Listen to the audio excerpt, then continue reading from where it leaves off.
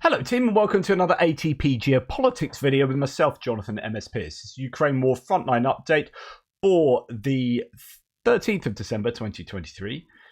Before we get to the frontline, you can check out the key to the map on the screen at the moment. Pause the video if you don't know what the lines mean. This has just come through from Alexander Ustinov. Don't know who he is, but I thought this just was worth sharing with you. There's an awful lot going on geopolitically. It's why all my videos in the mornings are taking longer. They are longer videos. It's just so much happening. I have a theory that Zelensky is trying to collect air miles.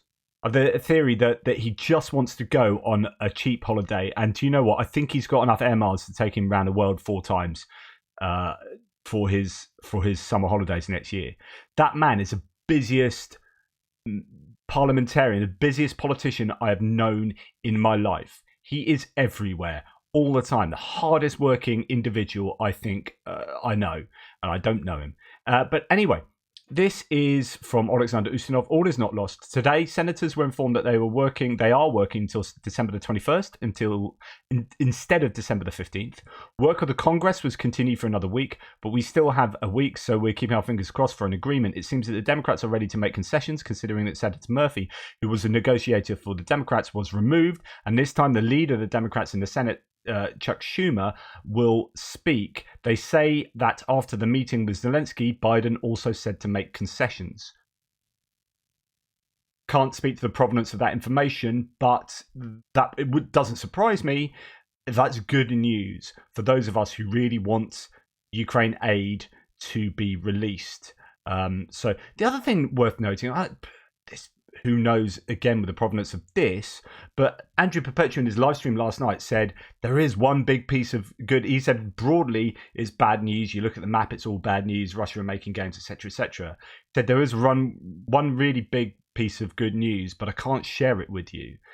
He said just there are certain things we can't say and certain things we don't say, and I can't share that with you, but it's a really big piece of good news. And you're like, dang, damn it. Love to know what that is. But nonetheless, a bit cryptic. There is some good news somewhere that will be coming out soon. Who knows? Anyway, here we have the front line, and there are a lot of pins in here. Can I just say, although JR didn't do the mapping today, I have just been... Goodness me, there are a lot of pins on this map. I know it doesn't look so there, but each of these are like just pins on top of pins on top of pins. But he has been doing, I think it's his half-year anniversary for doing the map. So, mate, thank you so much for your help. And thanks to Grimsoft on Discord. Please go and check out Discord. I think we're going to sort out a place where you can put things like, there are 2 people who contacted me and said, I've done letters for my senator. Is there some, can you share it? Or I've asked, can I share it so people can look at it for ideas for their own or lift text from it? I want to have a place where people can drop documents in, and I figured Discord is a place. Anyway, we go to the northeast. I'm not looking at the ISW Institute for the Study of War today because I'm a little bit under time pressure, he said, having just given a massive preamble into today's mapping. So Suryat Maps here has some gains for north of Sinkivka. Now, Andrew Perpetua was saying Sinkivka is being absolutely hammered by mortars, by artillery, by multiple launch rocket systems, by helicopters, by aviation in terms of FAB KOBs. Just incredible. So this is it's a flattened place, right? And that's, yeah, who would want to be in Sinkivka right now? Having said that,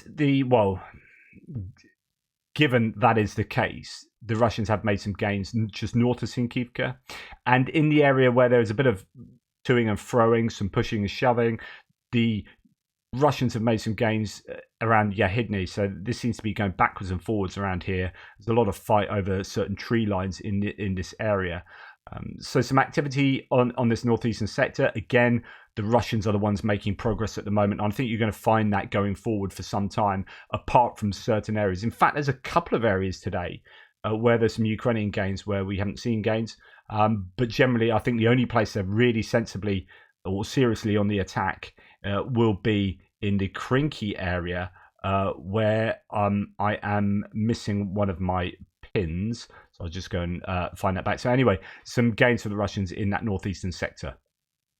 There she is, little blue pin down there by Krinky. Anyway, we'll come on down from Kupiansk past Svatova, where there is undoubtedly a lot of activity going on along this whole front line, and a small increase in territory gained by or in the Russians being pushed back. It doesn't necessarily mean that there is consolidated Ukrainian territory around here, but they've pushed the Russian back and at least increased the grey zone just northwest of Dnipro in this forest area here. So some good news for the Ukrainians in that general area, possibly over the last 48 hours there.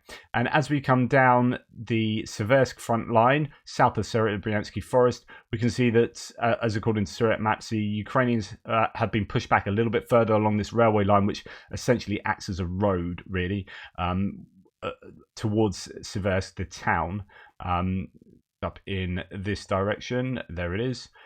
So as they're pushing up there northwards, the Russians have made a little bit of territorial gain there, not too much at all, but they are pressuring. And as Surat maps has indicated here, they have the Russians controlling a lot more land than Andrew Perpetua is willing to admit at the moment. He's a lot more conservative. And actually, he was talking about this area here, saying that even though the blue line is there, it's likely it's straight across there. But he said that actually there's just been a lack of information about this whole area really since sort of June, July. And he says that in all honesty, it could well be straight across there, but it won't be any kind of counterattack that's happened in the last week or whatever. That's probably been the case for a good sort of 4 or 5 months. It's just a lack of information that's coming out of there. And I spoke to him previously about, this was a good place to attack, I thought, and the Ukrainians were having some success, and then he kind of stopped, and that was I think he claims it's because they were moved down to Robotyne, and Robotyne took all the resources away from here, and he's a big critic of the attack at Robotyne being the most heavily defended area of the front line, and I think this is one of the areas where he thought that the Ukrainians could have had much more success in pushing down from there. But anyway, since that very early success in the beginning of the counter-attack around these counter-attacks around Bakhmut at the beginning of the counter-offensive period, the Ukrainians did have some success. The Russians are having continued success around the Avdiivka area. The Surat Maps' map indicates too many map words, indicates some gains there for the Russians just around the Bakhmut, to the west of the Bakhmut reservoir there, or what's left of it. It's now got an awful lot of water in it, having had the dam blown up some time ago now. So here, that was while the Russians were attacking, actually, that happened. And further to the south, all the mappers are indicating that there is quite a large area of land that the Russians have taken recently just to the west of Bakhmut. Interestingly, this is confirmed by a video from Konstantin, and I'm actually going to find that now. Now, here it is on his Twitter feed, Konstantin, well worth following. He has this video here. It's 1.5 minutes of a lot of Russians getting blown up by IEDs dropped from drones. It is a pretty hard watch for if you're a big fan of Russian soldiers. This is the work of the 5th Assault Brigade, 2nd Assault Battalion, 6th Company of the Ukrainian Armed Forces. As promised, I'm uploading a video of Russian assault around Klishchiivka. You can see how it went for them in the video below. The bloody conquest is over for these invaders. They met their final destination in Ukraine. But actually, I think, or at least Andrew Perpetua was saying that is a video from around here that allowed him to geolocate stuff. So it is vaguely near Klishchiivka, just north of there. If that is indeed correct, that then confirms that the Russians are in this area, but at the same time they've also taken one heck of a lot of casualties in that area too. So it's again, it's this double-edged sword of you can gain territory, but you can lose quite a lot of troops in so doing. And as we come down to the south, so that is a large area of land, really. It did stretch back to pretty much that white line there. And then, as we come down nearer to Klishchiivka, Deep State map has a tiny bit of gain. I mean, it really is just that area there for the Russians in that tree line just north of Klishchiivka, northwest of Klishchiivka, towards this trench network that Suriyat Maps has under Russian control, although Andrew Perpetua not yet ready to commit to that. So it might not be the case that they control that. It was a very early claim from Suriyat Maps, and they seem to suddenly take that whole trench system just like that, which would strike me as somewhat unlikely, but could have happened. Who knows? Right, then moving to the south, no changes along here. Indeed, well, actually, let's go back to some of the claims about Suriyat from Bakhmut. Here's from Suriyat Maps. The Russian army recaptured the dachas west of the city, which was a maximum advance in the Axis last May. So they're back to kind of where they were before, or even further from where the Ukrainians were at the kind of counter-offensive period in May. And then Emil Castelhelmi here, I think he's Finnish, says, the Battle of Bakhmut continues. The Russians have recently been attacking with some success. Ukraine is facing some difficulties, especially on the northern side of the city of Bakhmut, and some of the gains made during the spring and summer have been lost. During summer 2023, the situation looked promising for a while. On the northern side of Bakhmut, Ukrainians reached Avdiivka and advanced towards Yahidne, and on the southern side, Ukrainians reached Klishchiivka. 12 kilometers of Donetsk-Donbass Canal were cleared of the enemy. However, in August, the Russians started pushing back on the northern flank. Ukraine pulled out of the Avdiivka and the situation became static. The southern flank also slowed down, and Ukraine liberated Klishchiivka and Avdiivka during the autumn, but no further success was achieved. So if you remember, it actually became, they were making some really good, fairly quick advances, and then Klishchiivka was quite slow to take. It was difficult for them to take, but they eventually did, and that particularly the trench network to the northwest and west of Klishchiivka. And then Avdiivka eventually fell, but it started getting slower and slower as they were committing more and more resources elsewhere, particularly down south. Now the Russians have begun a series of attacks. They reached the Kromova Road, the 00506. So this is Bodanivka. You got the Bakhmut Reservoir, and you got the road that comes into the west of Bakhmut, and these heights overlooking Bakhmut itself here, where the Russians are having some success at the moment. Fighting is going on in the same fields where Ukraine stopped the Russian encirclement efforts during spring. The situation is difficult, but recent Russian gains do not alter the big picture significantly. Holding on to the Kromova Road isn't critical anymore, as Ukraine has not had any presence in Bakhmut since May. So trading some kilometers for better positions can be reasonable. And this is basically to say, so sorry, I know I flipped around quite a lot, but this is to say that it might not be great to hold these positions here. It could be better to move back to the defensive positions around Chaziv Yar. If we look at the topography around here, so Chaziv Yar, if I remember correctly, is on higher ground overlooking sort of the area to the east towards Bakhmut. You've got higher ground here, and it drops down there. And there are some hills that will make it a little bit more difficult for the Ukrainians, for the Russians to advance. And you've got gullies and forests, and in fact, I think you've even got bogland, some marshland around Chaziv Yar as well, so there's some wetland. So the idea is, and we were saying this last year when Bakhmut was being attacked, that Chaziv Yar, how difficult it was for the Russians to take Bakhmut. Arguably, Chaziv Yar would be more difficult. It is better defended by the Ukrainians. They've been there for a long time. It has been their kind of launch pad for defending Bakhmut. So this would present even more difficulties than Bakhmut, even though it's not a bigger settlement in terms of population and buildings and what have you. This whole terrain is more challenging. So falling back from here for the Ukrainians isn't that big a thing, as in they don't need the road. The road is leading into Bakhmut.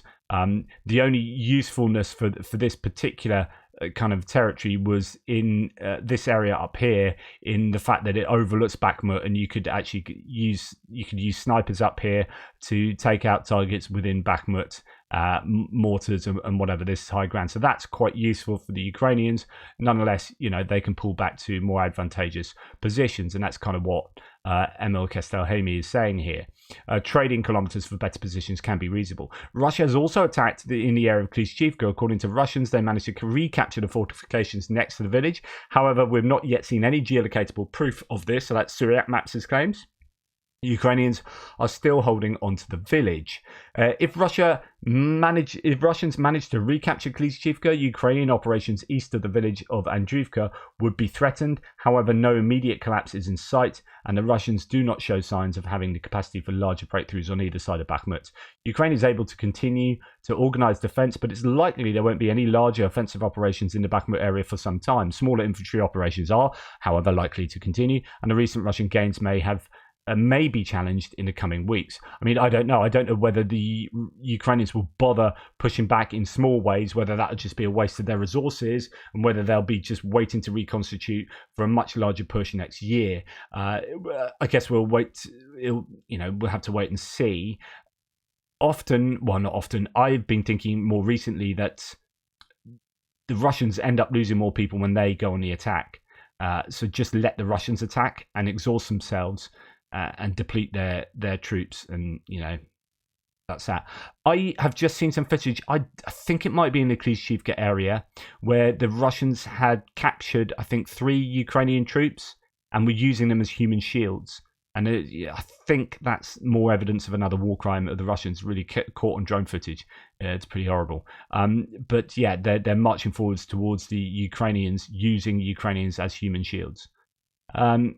So yeah, the Ukrainians have lost, I think, a number of troops up in the Dnipro area. I don't think that's been a particularly nice place for the Ukrainians to have been defending there. It's been very difficult for them. Yeah. Anyway, as we move south finally to Avdiivka, you can see that there are some gains for the Russians to the north of Avdiivka, around the Stepova area, where there, as you can see from the blue line, unfortunately I can't make the blue line thicker. It's a real issue with the mapping in that, but yeah, the blue line there is Andrew Perpetua's Russian defensive line, which is much further forward now. The Stepova really is a contested grey zone for the western side of it, but the eastern side, most mappers agree, is under the control of the Russians, and expanding their control a little bit further to the north, both along the railway here and this whole sort of triangle of land to the west of Krasnohorivka. So the Russians are having some success there after a couple of days of stasis, and people saying, they've stabilized there, and reporting from Ukraine kind of hinting that it's the end of the Avdiivka attacks and success. I don't know if that's something you can say. And then down in the southeastern areas of Avdiivka, in the industrial zone, all the mappers here agree that there is at least some Russian gain to be had around the quarry here, according to Syriac Maps, and in the forest area and into the edge of the dachas to the south of Avdiivka. Andrew Perpetua last night in his live stream was saying the Russians weren't there. I'm fairly sure he was saying that last night. He was quite adamant that the Ukrainians were able to defend the south of Avdiivka just here, just fine. But I don't know. It's obviously going to be quite dynamic. All the mappers admitting that the Russians have been pushing forward in the northern part of this southeastern industrial zone. So that is the situation there. Obviously very worrying. Any gains for the Russians around Avdiivka is worrying, because really the cauldron doesn't take an awful lot to close that neck. And so any gains out here mean that supplying Avdiivka becomes harder. Obviously pushing from the east is a challenge directly to Avdiivka, and any push for the south is looking like being able to interdict the one really remaining supply route more easily. But luckily there's been no real movement in the south for some time, and we were saying that about the north, but yeah, the Russians have now pushed forward again there. When we come into Marinka, and another thing from Andrew Perpetua is saying that Marinka isn't just this town up until this lake or this reservoir, actually Marinka includes all, it sort of ends at that the crossing of the reservoir here that kind of breaks the two water features.